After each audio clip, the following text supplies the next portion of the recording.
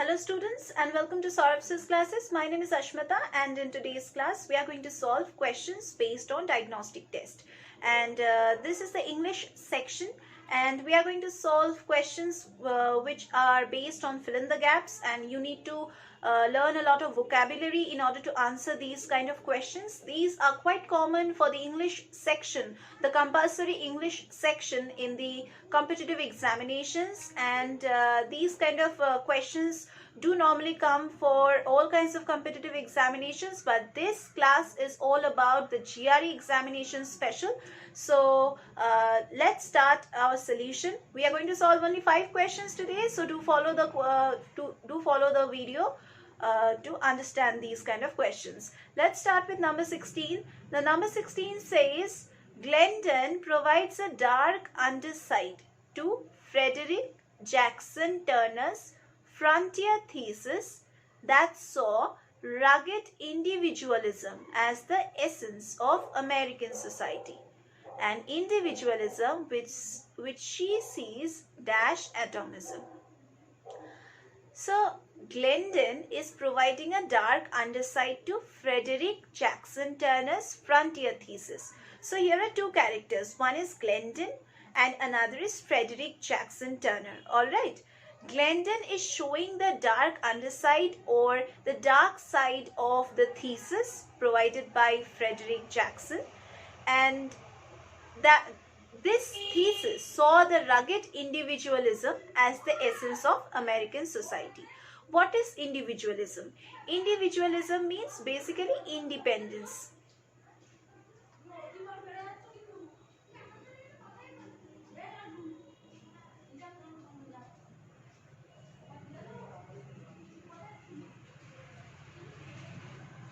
So they are talking about rugged individualism. Rugged means rough or uneven. So you can say rough independence or uneven independence, which was the dark side of the American society or the thesis, or the dark side of the thesis. So I'm writing it down, rough independence or uneven independence. All right. And individualism which she sees dash atomism. Now what is atomism? Atomism is a natural philosophy. You have studied in chemistry a lot many times about atoms, and atomism is the philosophical study of atoms. Simple as that. So we need to put the options and check which is showing a better meaning to the entire work. Antithetical toward. Now if I put antithetical toward atomism, what do you mean by antithetical? Antithetical means contrary. Contrary to, or you are directly exposed. So I'm writing it down, contrary.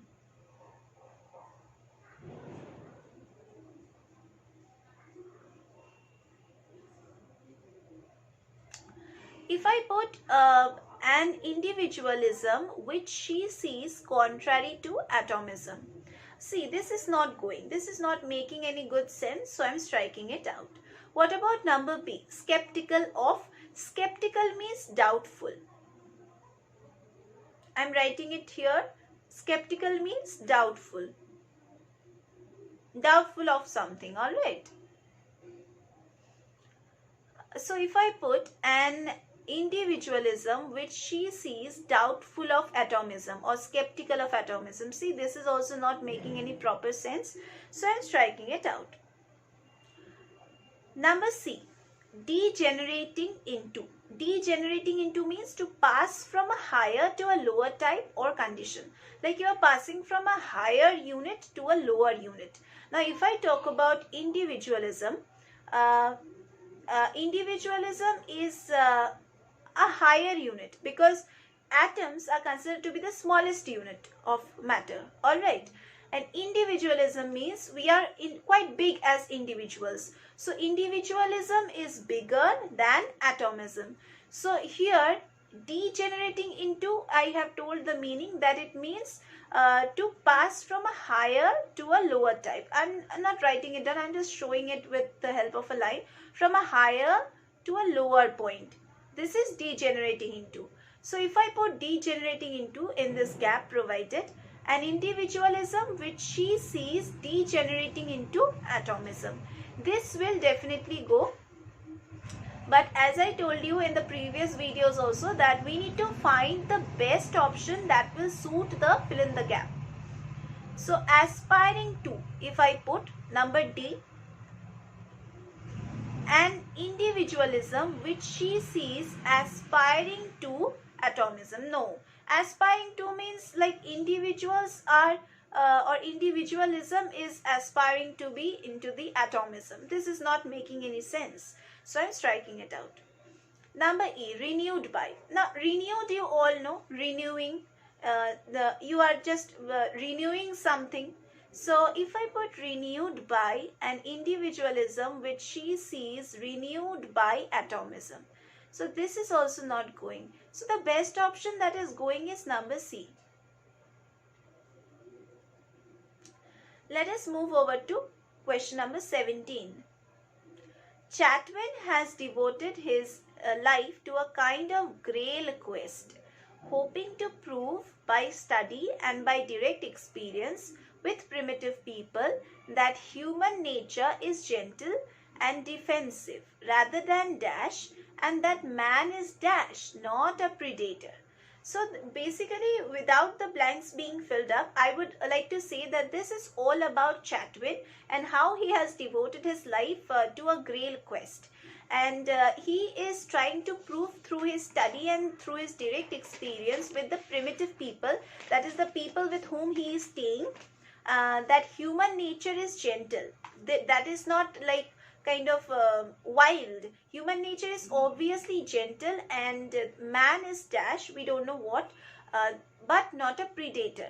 He doesn't, the man or men or human beings do not try to harm others. That he is trying to prove through his direct experience with the primitive people. So we need to put the correct option. One by one we need to see which option suits the best, and then we have to put it. Now what do you understand by grail quest? Now grail quest means kind of historical fiction novel series. Okay, it's a historical fiction series, you can say.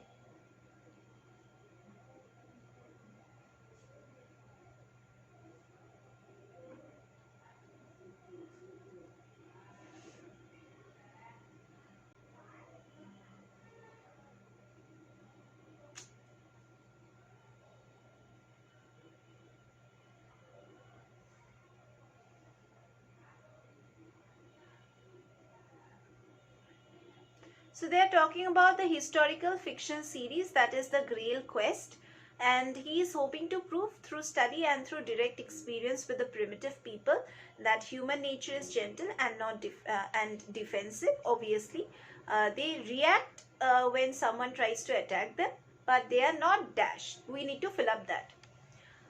Now, if I put the first one, that is belligerent and an apostate.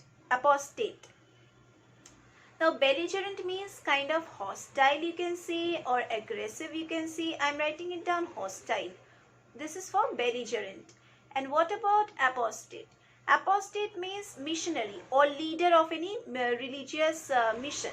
So in simple words, I'm writing it down, leader.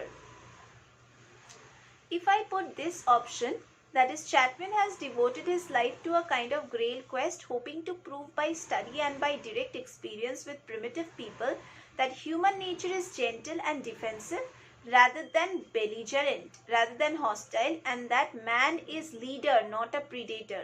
If I put like a leader or apostate, not a predator. Okay, this can go, but we need to find better options. If we get better options, then obviously we are going to reject this option. Now number B, martial and crusader. Now martial means relating to like fight or war, martial arts, you all know, and crusader means a fighter or a reformer. So both of them, both the words are targeting to war or fight. All right.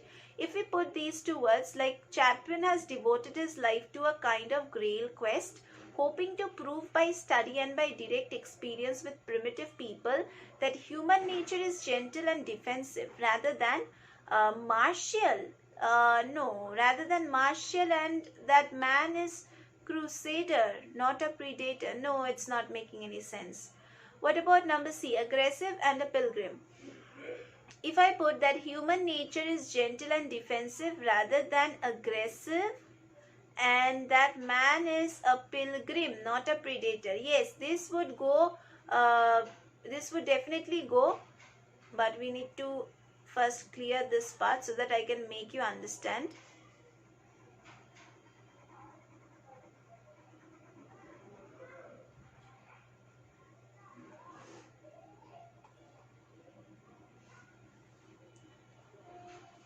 Number C will definitely go. Why? Because if I put aggressive, human nature is definitely gentle and defensive normally, rather than aggressive. Normally human beings, according to Chapman, are not aggressive, but they are obviously defensive, and they are also gentle.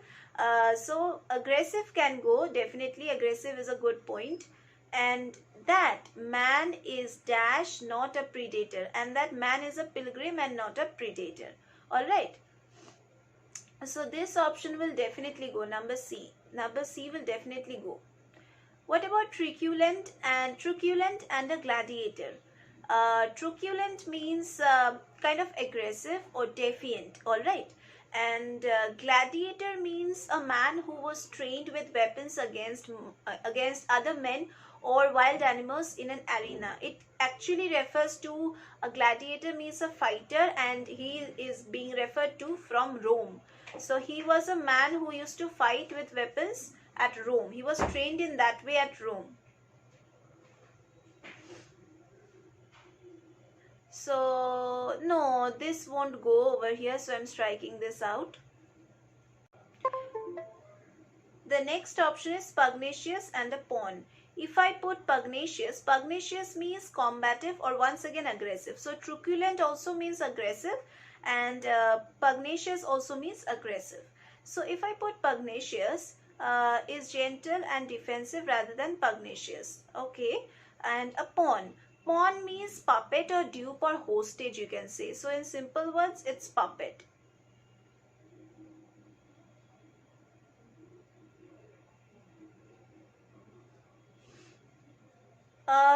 And that man is a puppet and not a predator. No, this won't go at all. They are terming men as a puppet, so this won't go. Let us move over to question number 18. Now 18 says the texts as we have them were written down and were edited. Okay, so question number 17. Question number 17, the answer was number C.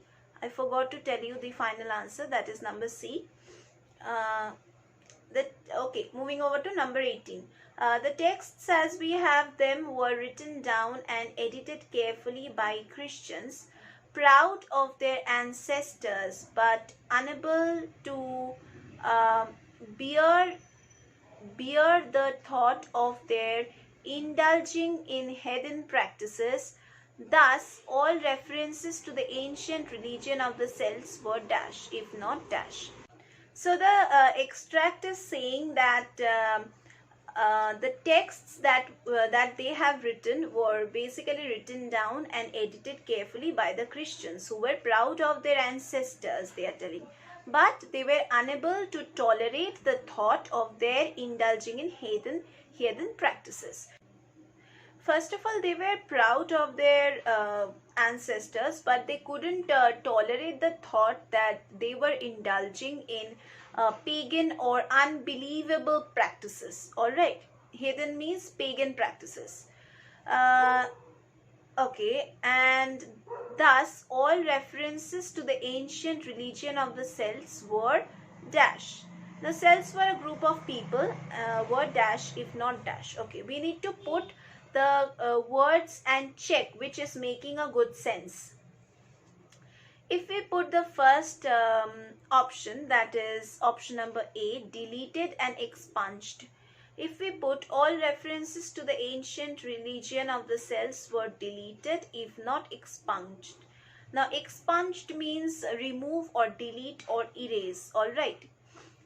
So if so both the words are talking about the same thing, so it's not at all required, so this is wrong. Number B, muddied and suppressed. If we put these two words, all references to the ancient religion of the Celts were muddied, if not suppressed. So muddied means you are covering it or you are filling it with mud. No, simple as that. So here they are talking about covering it. Okay. Muddied if not suppressed. Now suppressed means forcibly put an end to.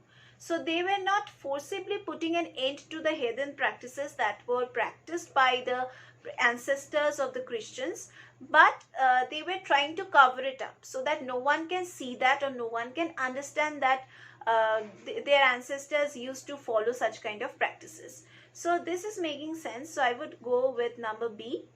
But let us check whether any better options are there or not. So what about number C, labored and denigrated? If we put labored, that is all references to the ancient religion of the Celts were labored. Labored means you are working, like kind of making great efforts. Okay.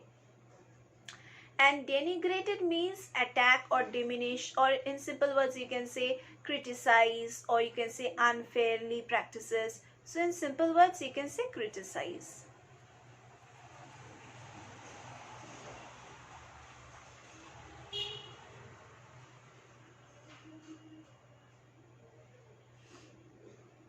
If I put labored, Celts were labored if not denigrated. No, it's not making any good sense, so I'm striking it out.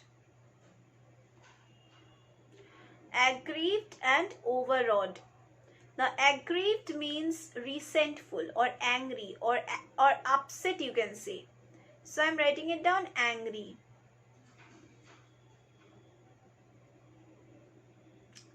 And overawed means kind of to impress so much that they are silent or inhibited. Like you are saying such things or you are doing such things that the opposite party or the opposite person who was listening to you or who was talking about you or talking against you, they are absolutely impressed by what you are doing. Okay, that is overawed. If we put aggrieved and overawed, it's not making any good sense, so I'm striking it out. Obscure and ironic. Now obscure means unclear or uncertain, you can say.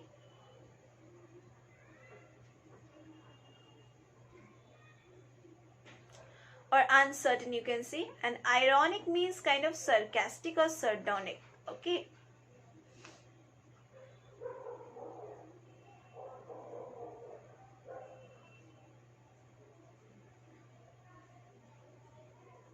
So if I put the texts, I'm reading the full sentence once again, and I'm putting the last option also.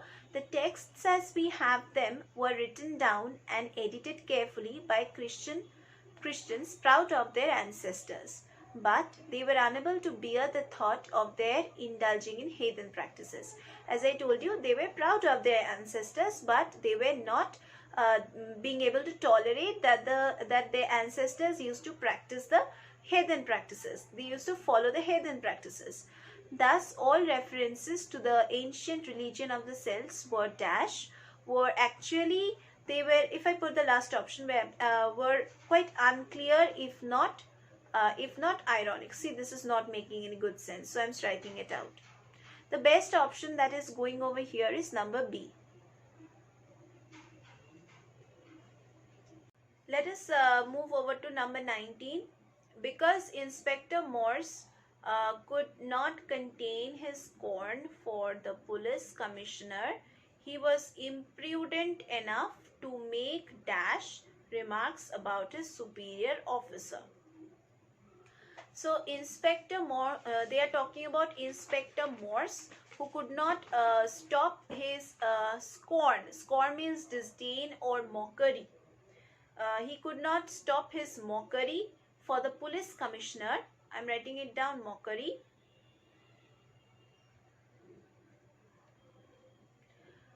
For the police officer, he was imprudent. Now, what is the meaning of imprudent? Imprudent means he was either hasty or you can say he was foolish.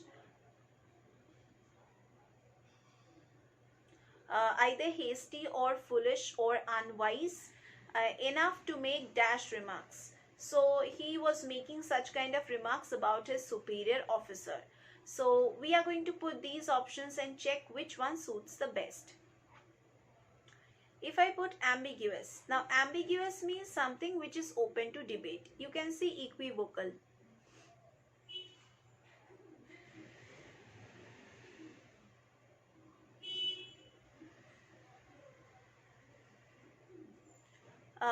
If I put equivocal over here or ambiguous over here, he was imprudent enough to make ambiguous remarks about his superior. No, he was already imprudent. Then how can he talk about something something sensible? Like, he was not talking about any kind of ambiguous remark which was kind of open to debate. So ambiguous is not going. What about number B, dispassionate? If I put he was imprudent enough to make dispassionate remarks. Dispassionate means unemotional.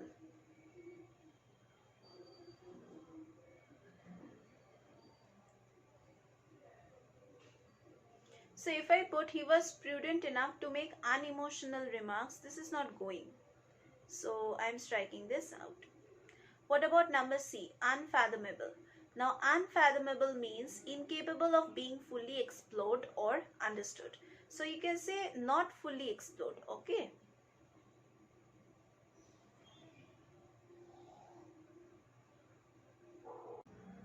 Not fully explored.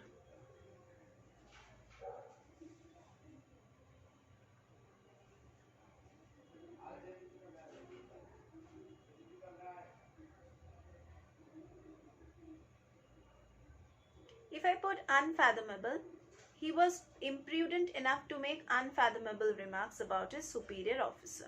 No, see, this is not at all going. What about interminable? If I put interminable, he was imprudent enough to make interminable remarks. Interminable means endless or never-ending remarks. So it's not like that. He was not talking about any never-ending remarks or anything. Okay, I'm writing down endless. No, this will also not go. The last option is only left, that is scathing. Now scathing means devastating or scorching. So obviously this will go. Why this will go? Because he was foolish and he was hasty in talking about or making mockery of the police commissioner. That's why he was passing scathing remarks or kind of devastating or scorching remarks, like which taunts, like it's kind of sarcastic or which is taunting. So taunting remarks he was passing.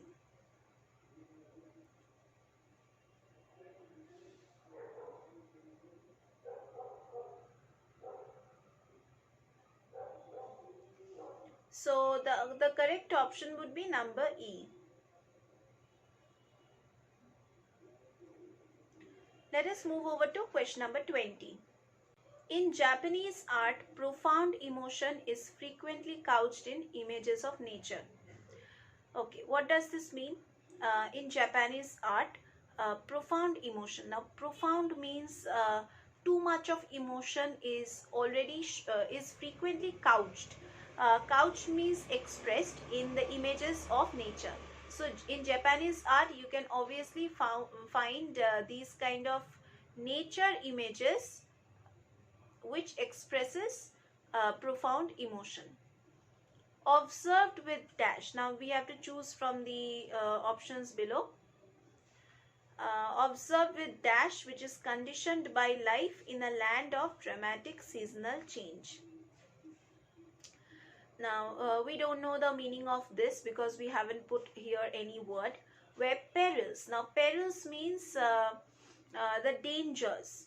Okay, perils means dangers of earthquake and typhoon make nature's bounty. Now nature's bounty means nature's nature's gifts, and its process is awesome and beautiful. So they are talking about the dangers of earthquake and typhoon, which are a part of nature's gift only. And these processes are quite awesome and beautiful. Okay. Because in Japanese art, or the people of Japan, they are already um, accustomed to the dramatic seasonal change. They are accustomed to the dangers of earthquake, and they are also accustomed to the typhoon. So they already know that these are also nature's bounty. Okay, let us put the options and check which one is going the best. Now, number one is intimacy and precarious. Now, intimacy means kind of closeness or together. So the people of Japan, they are already close in they share a bond through which they accept, or they can adapt to these kind of changes, seasonal changes or earthquakes and typhoons dangers. Like together they face this. So we can say there's an intimacy, observed with intimacy, conditioned by life. If I put, it's going. Precarious. Now precarious means uncertain, or you can say insecure.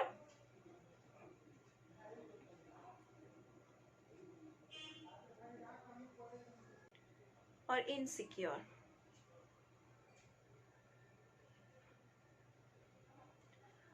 If I put insecure, nature's bounty insecure, and its processes awesome and beautiful.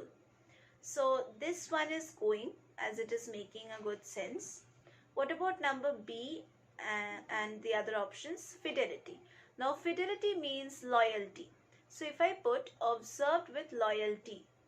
In Japanese art, profound emotion is frequently couched in images of nature, observed with fidelity, observed with loyalty, and munificent. Now, munificent, if I put, okay, I'm reading it here. By life is conditioned by life in a land of dramatic seasonal change, where perils of earthquake and typhoon make nature's bounty munificent. Now, munificent means bountiful or generous.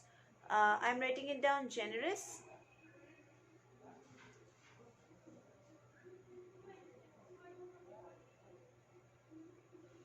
Um, so if I put this, nature's bounty generous, no, it's not making any sense, so I'm striking it out. What about skill and excessive? Now if I put observed with skill, why will they observe Japanese arts and the images of nature with skill? There's nothing to look at them with skill, so this won't go. Excessive, we all know the meaning of excessive, it's in excess. What about number D, and indifference and chancy? Indifference means showing kind of not serious attitude. You are quite casual about everything. So observed with, if I put an indifference, observed with an indifference conditioned by life, no, it is not going. Now what is the meaning of chancy? Chancy means unpredictable or risky. Okay, I'm writing it down, risky.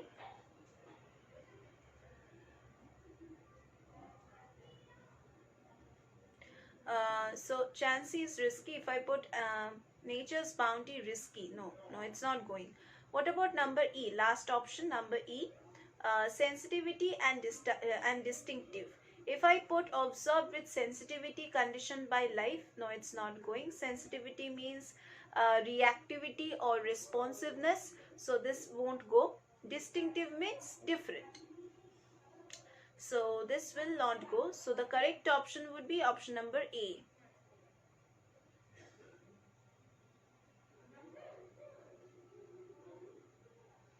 So that was the entire discussion for today's class. We are going to meet once again in our next classes.